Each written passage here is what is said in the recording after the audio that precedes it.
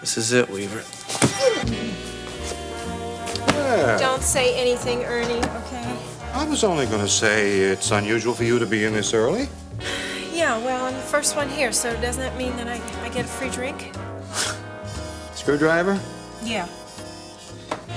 You don't win this one, Nancy, but I figure you're good for it. Why the sudden trust? Your buddy Fred, he was in here a few nights ago talking about your big investments. And I think you should be one wealthy woman someday. Yeah, remind me to show him my appreciation the next time I see him. You don't sound so happy. Yeah, well, I'm not gonna tell you. You'll just laugh at me. Ah, why's that? Well, if you just laugh in my face, I'm not gonna say anything to you. Nancy, I know we've had our differences, but I don't kick anybody who's down. No good bartender ever does that. Fred has a friend, Dan Myers, who invested all of my money in the Canterbury office complex. You know, that building that just collapsed downtown.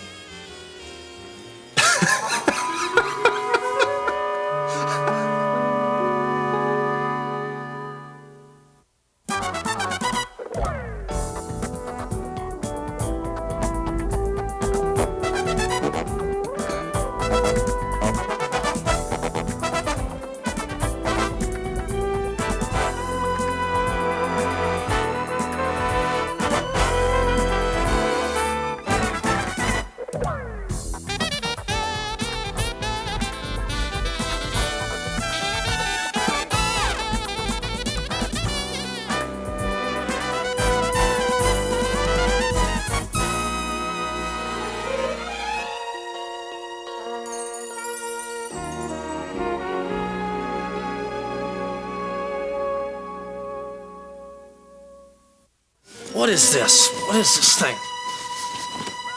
Don't move unless you're under arrest. Whoa, whoa. I said freeze, boy! Drop the knife. Drop it. Hands over the head. All right. You have the right to remain silent. Anything you say can and will be held against you in a court of law. You have a right to an attorney. Right? You don't have money for an attorney. Attorney will be appointed for you. Do you understand your rights? Yeah. Do you understand your rights? What's so funny? Nothing. It's just nice to see you face to face. Finally.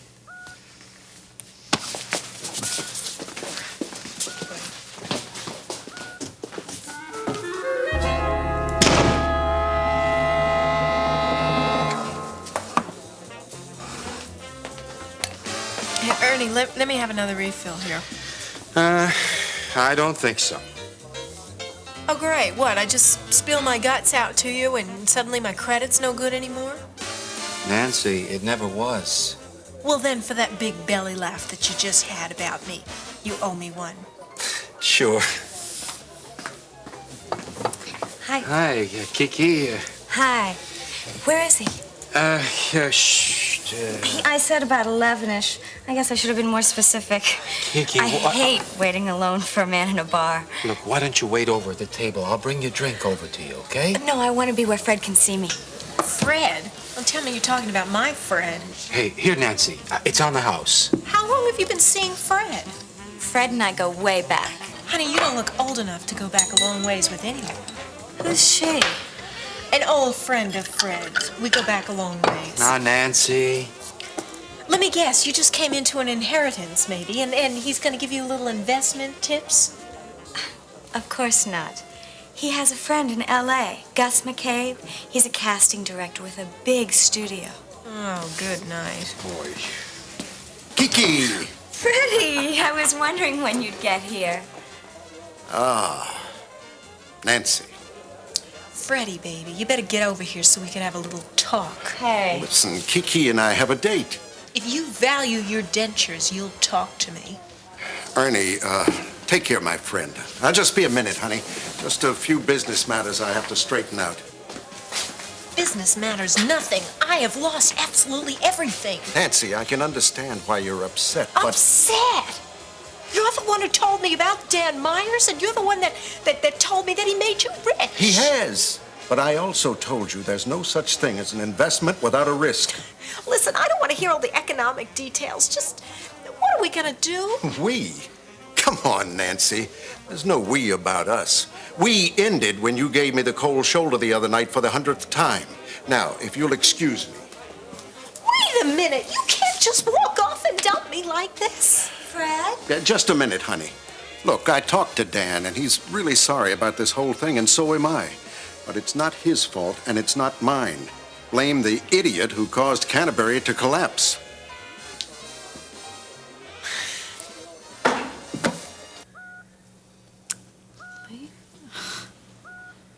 Should have been me. What? Brubaker got a tip this morning. Do you know that they set the trap for Lance just 10 minutes before he got here? Russ, please, why don't you just forget about Lance completely? Now, there is a purpose for everything that's happened in your life. The only And purpose one for any day- of this is I'm a little bit luckier than most people. Why? I don't know. But I do know that there's a lot of people out there that deserve more breaks more than I got. Why? Because I don't deserve it, that's why. I messed my life up. I chose to go the way that I did. The wrong way. You know, I got a cousin. I mean, she's just a sweet, real nice, great kid. Wonderful girl, man. Sweet, innocent, never fools around, never do anything wrong. And for the first time in her life, at a college prom, some no-neck slob from Phi Kappa whatever gets her high and pregnant the same night. Russ, you're just upset. I'm upset because her life is ruined. She had to quit school. He dumped her. And now she's trying to support her and the kid alone. I mean, I understand what you're trying to say. I can think of 100 more people who deserve the breaks that I've gotten and didn't deserve the way they've wound up. Like a friend of mine, Michael. I mean, man, the guy, he tries to break up a fight between these two jerks, these idiots. And he gets the you-know-what beat out of him. And what happens to him? He's blind in one eye. He can't see in one eye. Now, he didn't deserve that. So you're asking why me, right? Yes, why me? I mean, I could sit here all day long and listen to you tell me the purposes that God has for me in my life. But not when there's people like Michael and my cousin and a whole lot of other people in my life around. It's like I got the second, third, and fourth chances that they deserved. Russ, God does have a purpose. Now, I can't answer why sometimes bad things happen to good people and good things happen to bad people. Like me. I have something that might help you.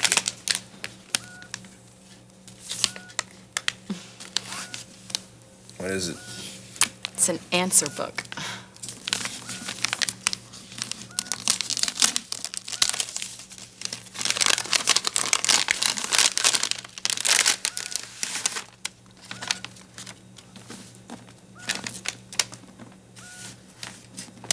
Yeah, it's nice. Well, that book has answers to some of the questions that are bothering you. Yeah, maybe. I never had one of these before. Tried to give one to Lori once. I just didn't think that I deserved to give it to her, you know. Why do you keep using that word deserve? Russ, if we all got what we deserved, none of us would be able to stand before God. Well, I know I'm not going to stand before God. See, I gotta look at where I'm heading. There ain't nothing I can do about it.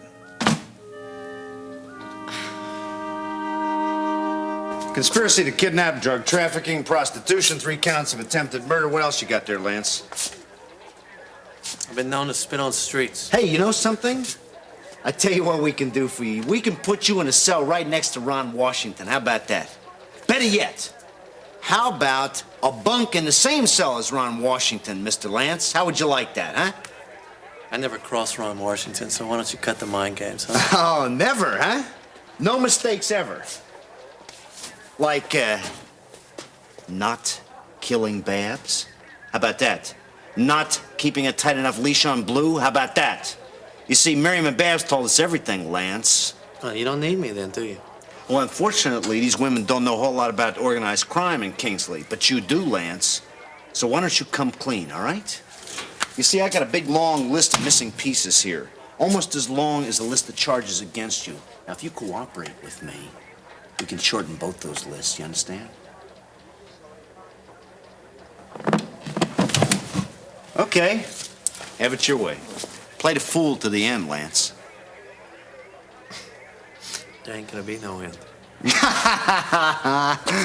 What, are you kidding me? You're a judge's dream. You're the kind of guy they throw the book at him. And then they look so supremely tough on criminals. And I'll tell you something, you've denied your right to an attorney. You haven't given me one believable alibi. And you got a record that starts on your 18th birthday. You might as well hang it up, Hugo. You haven't even got a reason to live. Say, is Weaver still alive? Yeah? And I got a reason to live.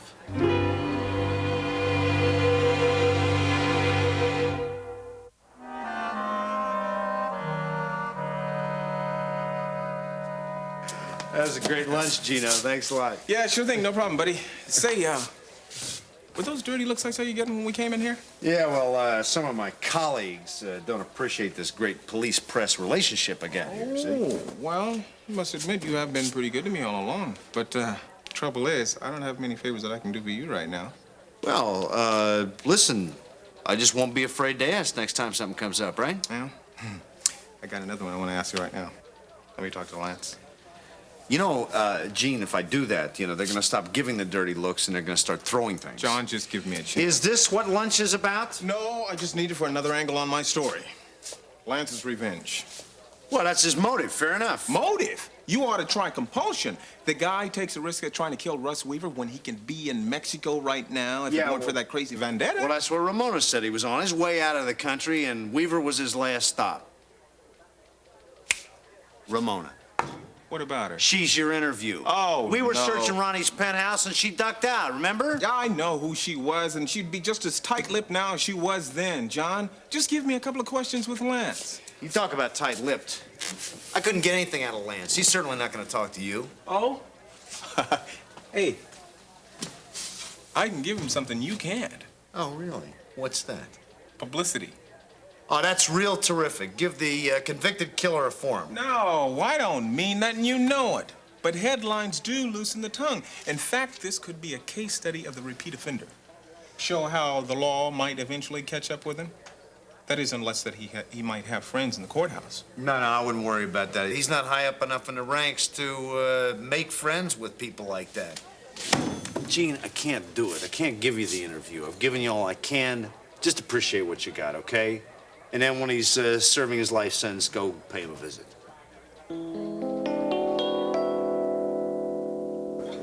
Oh, I know what you're going to say, Lee. Why haven't I been helping you and Sebastian more? Well, Kate, you had made a commitment of sorts. Look, you see before you. One woman, 2 hands, 2 feet, both aching. There's only so much I can do. Why the aching feet? Jogging? Rugby? No, you're not a double agent for Wainwright, are you? Ah, with his platform, absolutely not. Okay, fine. Let the question stand. Look, Lee, why don't you just invite me into a bare room with a dingy light bulb and a chair and interrogate me? Kate, you know how much you mean to me. Yes, I know, Lee. But you've never had to catalog my every move before. Okay, look, I'm very sorry, all right? You forgive me? Let's change the subject. Please. How about my schedule? Well, I'm sure it's loaded. You know, actually, I've asked Sebastian, see if he can work out where I spend a little more time on the lower end of the socioeconomic spectrum. Oh, you mean like Chesterfield? Yeah, good idea. Oh, I think you could garner a lot of votes there. Well, don't make me sound so mercenary. Actually, I'd like to help those people. I think I could, financially and socially, medically. You do? I know these are things that are close to your heart. What else do you know, Lee? Well, I know why your feet hurt, for one. All right, I confess. I was drum major for the Memorial Day Parade. I wish that were true. Unfortunately, I think you were hand-delivering a bunch of invitations for Dave's fundraiser at the clinic. And that information came courtesy of The prettiest little blue-eyed messenger you ever raised. Dear Amber again. Listen, now that what I know is out in the open, why don't you round out the story? Why'd you keep this from me, Kate? Okay, babe, this is your last chance. Are there any additions to my schedule for this afternoon? No, absolutely not. Except Charles Carpenter wants you to call him around 2 o'clock. Are you sure there's nothing else? Yeah, positive. Say, how's Miriam and Charles getting along with Eric anyway? Hi, you haven't had a chance to see her yet? Hey, I put in a full 8-hour day here. Oh, by the way, Charles Riley with Atlas Construction, he needs to see you at 3 o'clock. According to Charles, he's getting along just fine with his grandson. Yeah? Well, those people have two real different ideas on how to raise that kid, that's for sure. Well, I don't think that's going to be too serious. He's only here for a visit, you know. Before we go out and get sandwiches, tell me that nobody else called. Nobody else called. Hey, Hey, I've got Except some Gene great Redland. news. He said he might drop by before lunch. Great news, huh? Well, that's something a lawyer never gets too much of. They caught him. They got Lance?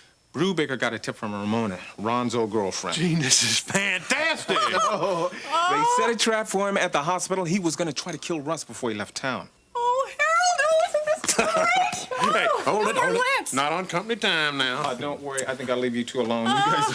Hey, wait a minute. We were just going to go out and get some sandwiches, but this calls for celebration. Why don't you join us at the Greenbrier? Well, I'd love to, fella, but I've got to get back to the paper there. I've got to get the story out. You know what I mean? I just wanted to tell you in person. See you. Oh, Gene, thanks so much.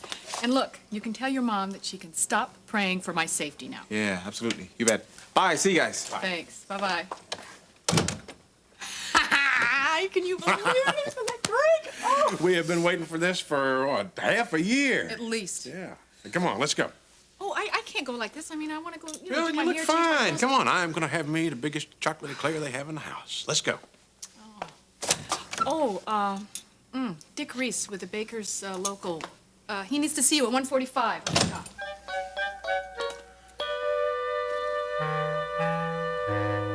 In the first place, I don't appreciate Amber hopping from my house to your office giving daily updates. Are you mad now because you got caught? I haven't been caught. Why are you shouting? Sorry. I haven't been caught.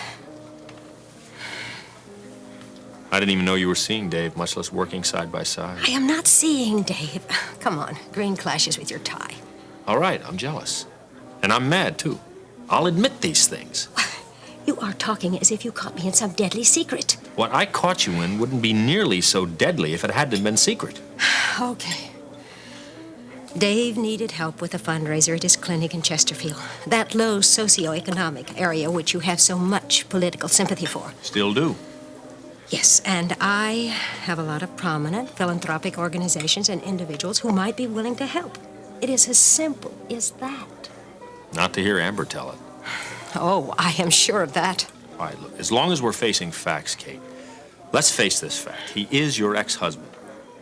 And now he is competing for your affections, just like I am. Yes, he is my ex-husband, and it just might stop right there for both of you. Oh, Harold, are you sure I look all right? Come on, you look fine. Let's go.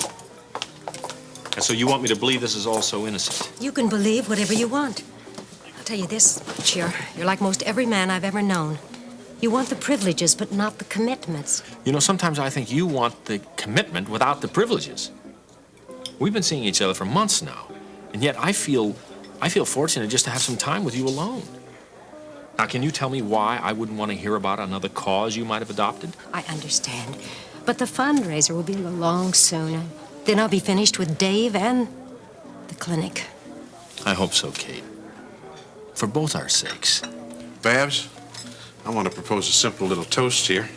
This is something that I have been waiting to do ever since we met. Here is to freedom. Freedom, yes, and a new life without fear.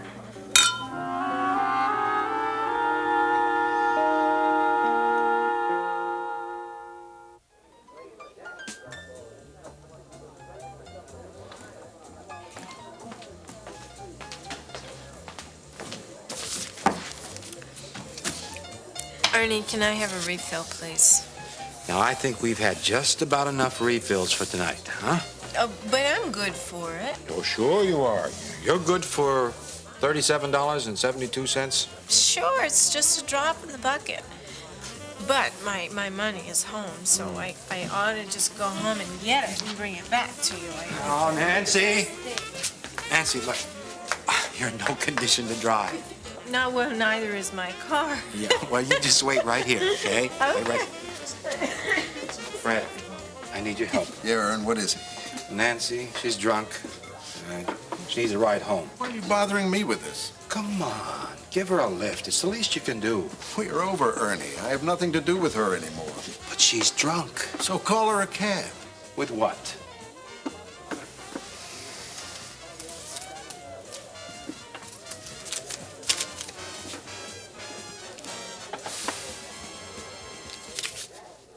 Never mind.